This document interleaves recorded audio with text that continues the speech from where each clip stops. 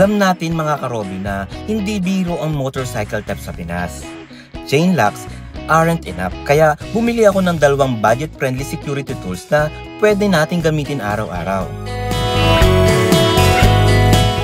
Ito ang heavy-duty alarm disc lock.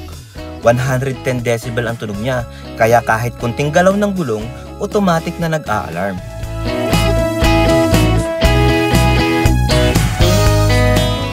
Made of premium metal mga karobi, waterproof at durable. Perfect pang dagdag protection sa labas.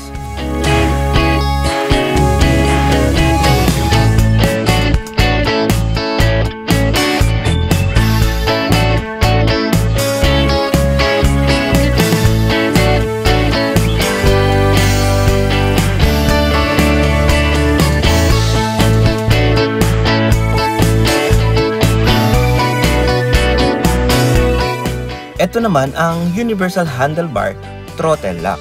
Simple pero effective.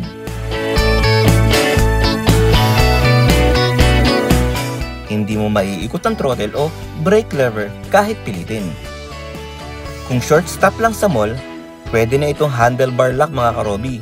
Pero kung overnight ka o magtatagal ka sa parking, mas solid yung disc lock with alarm.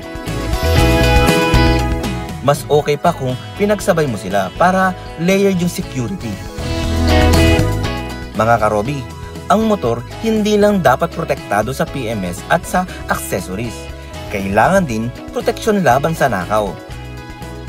Basahin pa ang full guide ko mga karobi sa robimotoph.com. Check nyo yung link sa description. Huwag kalimutang mag-follow para sa more practical tips na tulad nito. Paalam!